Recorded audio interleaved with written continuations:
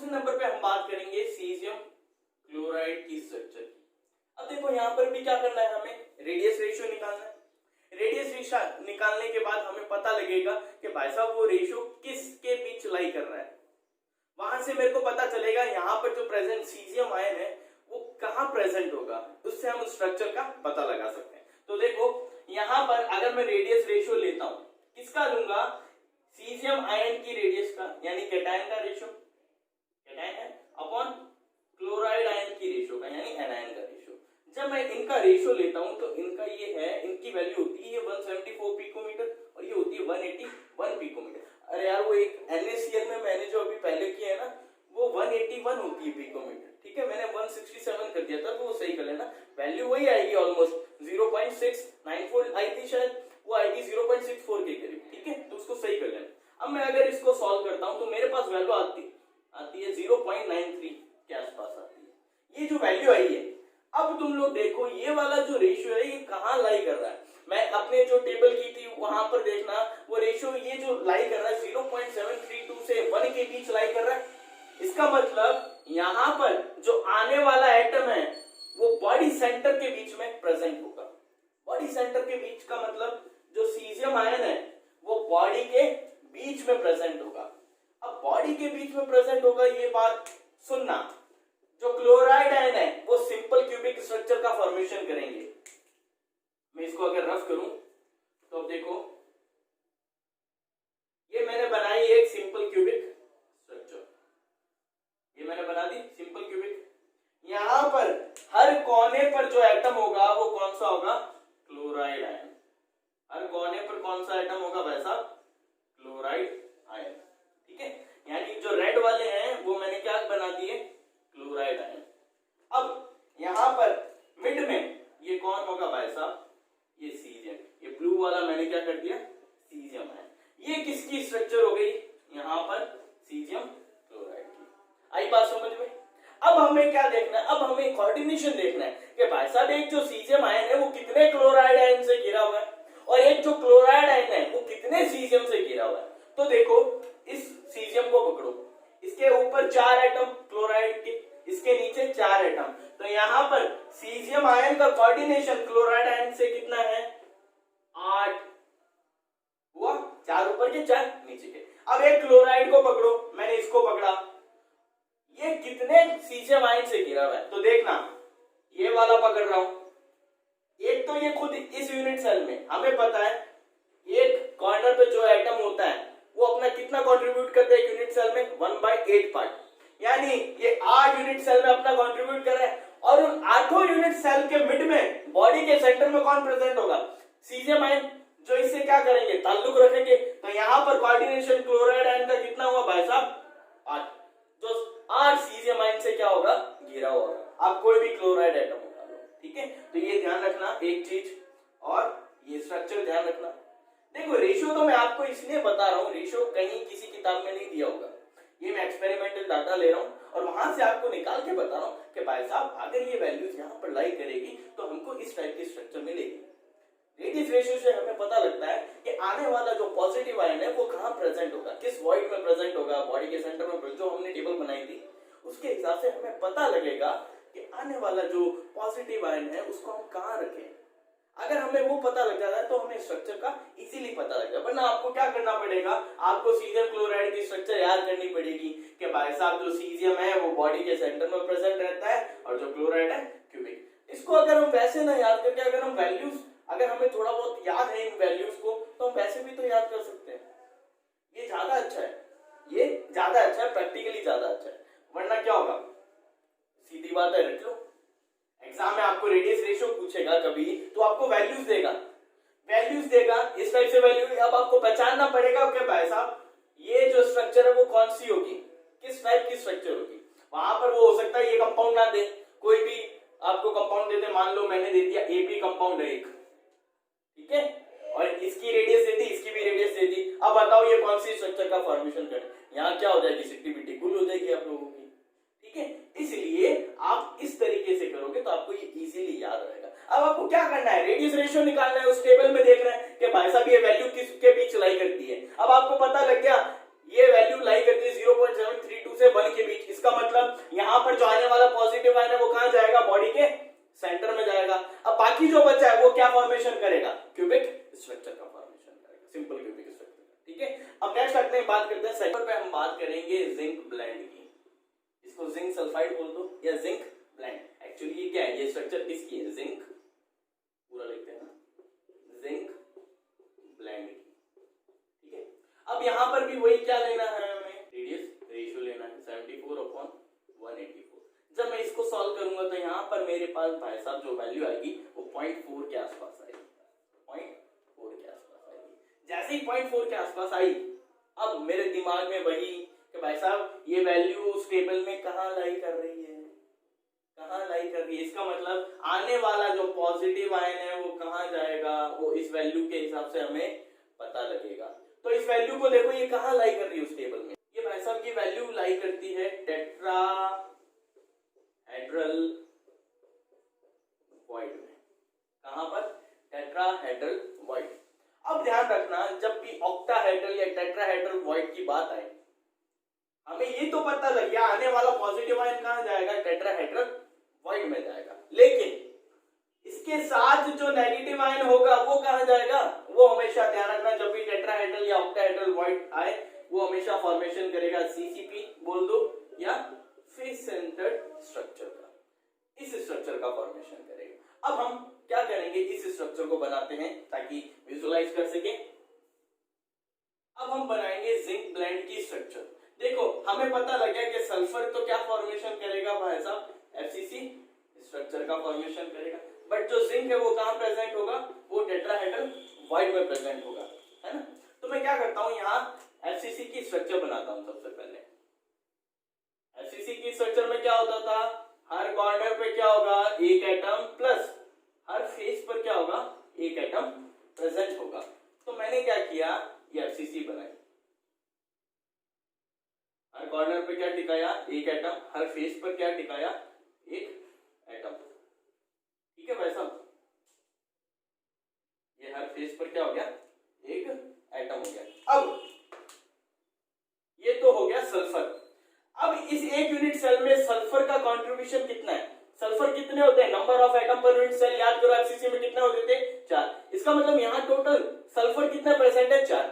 अगर इस फॉर्मूले को सेटिस्फाइड करना है तो यहाँ जिंक भी कितने होने चाहिए इस यूनिट सेल में, 4, तभी सेटिस्फाइड होंगे।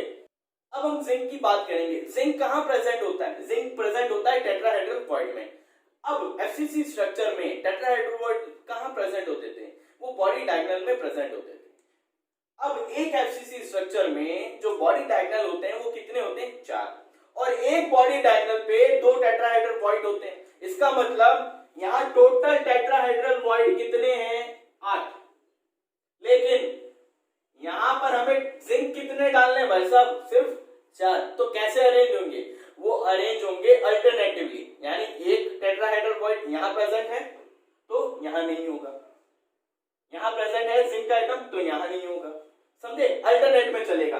तो इस तरीके से हर बॉडी डायगोनल में मैं यहां टिका दूं ये एक जिंक का एटम, इस तरीके से यहां, फिर ये छोड़ा, फिर ये यहां, फिर ये छोड़ा, फिर ये यहां, फिर ये छोड़ा, फिर ये यहां, ये टिका दिया हर कॉर्नर पे। तो इस तरीके से ये तो हो गए भाई साहब जिंक के एटम। ठीक है, तो 4 जिंक के एटम आ गए और बाकी क्या आ गए, हमारे पास 4 सल्फर के एटम। तो इस तरीके से जिंक सल्फाइड की स्ट्रक्चर क्या होगी, कंप्लीट। तो यहां पर आपको ध्यान क्या रखना है, जिंक प्रेजेंट होता है टेट्राहेड्रल वॉइड में। अब टेट्राहेड्रल वॉइड यहाँ कहां प्रेजेंट होते हैं, यहां पर भी टेट्राहेड्रल वॉइड में ये कैसे प्रेजेंट होता है, अल्टरनेटिवली, अल्टरनेटिवली क्या होता है, प्रेजेंट रहता है। ठीक है, अब हम आगे स्ट्रक्चर की बात करते हैं। देखो 4th नंबर जो और 5th नंबर जो है उसको अपने साथ करेंगे। यहां पर जो अपने बात करेंगे वो Ab2 टाइप की स्ट्रक्चर, यानी जो अपनी बची है कैल्शियम फ्लोराइड की, इसे अपने दूसरा नाम क्या देते हैं, फ्लोराइड स्ट्रक्चर बोल दो, इसे क्या बोल देते हैं, फ्लोराइड क्रिस्टल स्ट्रक्चर। और जो दिख तो रहा है ना, फ्लोराइड क्रिस्टल स्ट्रक्चर बोल दो। और जो अपनी है दूसरी वो है A2B टाइप, यानी इसको दूसरा नाम हम एग्जांपल के थ्रू Na2O दे दो, इसको हम बोलते हैं एंटी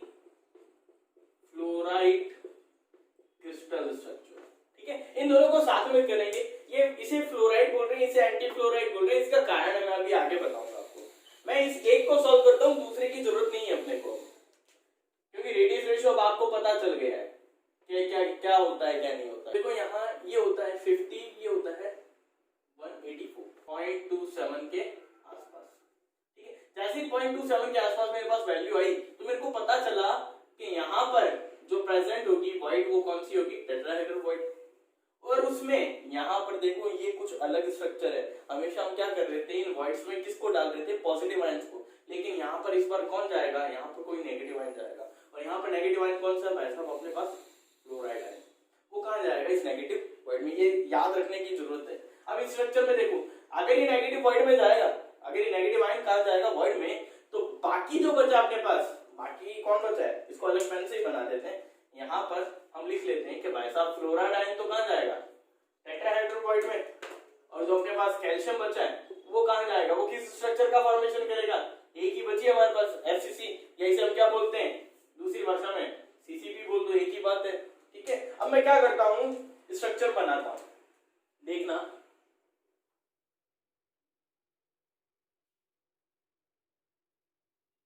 ये मैंने स्ट्रक्चर बना दी, ठीक है।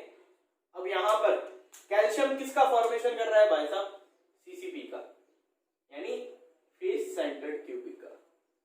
ये बना दो, ठीक है।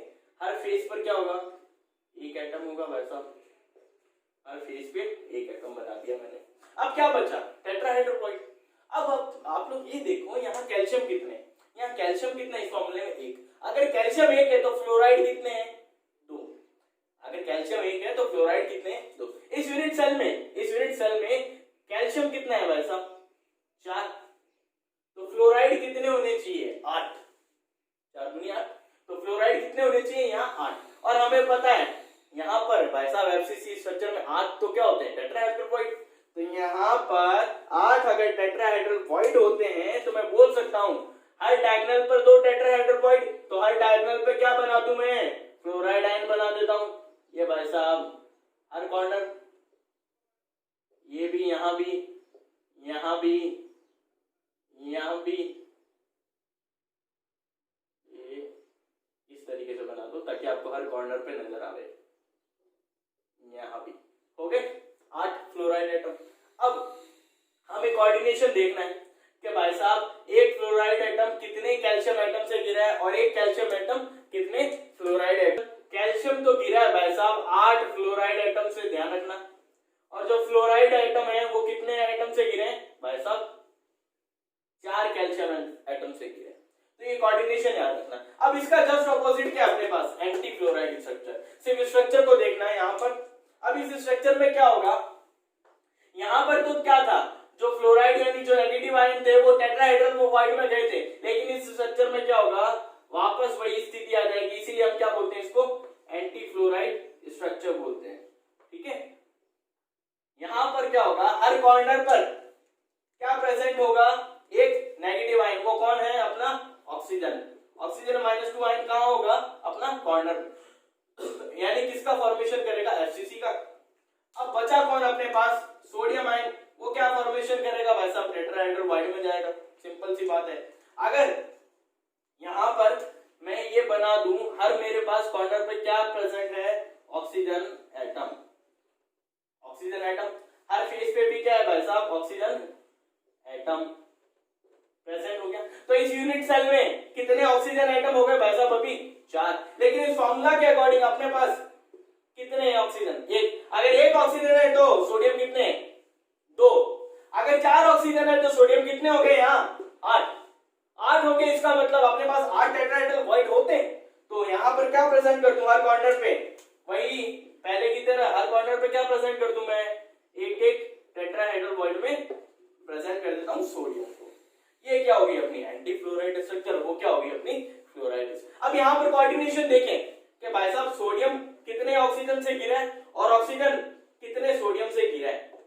यहाँ पर क्या था, कैल्शियम 8 से गिरा था, लेकिन यहाँ पर क्या हो जाएगा, इसका जस्ट ऑपोजिट कर दो, ये हो जाएगा जो सोडियम है वो 4 ऑक्सीजन से और ऑक्सीजन है वो 8 सोडियम से गिरा हुआ। ये कोऑर्डिनेशन नंबर आप लोगों को अवश्य मेनली याद रखने हैं सबको, स्ट्रक्चर ध्यान रखनी है। ऑक्सीजन कहाँ प्रेजेंट होगा, सोडियम कहाँ प्रेजेंट होगा, यानी पॉजिटिव और नेगेटिव आयन कहाँ प्रेजेंट होंगे वो याद रखने। यहाँ पर ये मैंने एक टेबल बनाई है, इस टेबल में आपको क्या करना है, आपको ये एग्जांपल्स याद रखने हैं। हमने जो भी स्ट्रक्चर 5 स्ट्रक्चर्स पढ़ी है, एबी टाइप पढ़ी है, एबी टाइप की 3 स्ट्रक्चर्स पढ़ी है, AB2 टाइप की एक स्ट्रक्चर और A2B टाइप की एक स्ट्रक्चर, टोटल 5 स्ट्रक्चर। अब उन 5 स्ट्रक्चर की तरह और भी हमारे पास क्रिस्टल्स होंगे जो उनकी तरह स्ट्रक्चर्स शो करेंगे। अब आपको उसके एग्जांपल्स याद रखने हैं, ठीक है। जैसे NaCl पढ़ा हमने, NaCl स्ट्रक्चर्स में क्या था, Na कहां प्रेजेंट होता था, ऑक्टाहेड्रल वॉइड में, क्लोराइड फेस सेंटर में। इसकी तरह और स्ट्रक्चर कौन शो करते हैं, जितने भी अल्कली मेटल्स के हैलाइड होते हैं।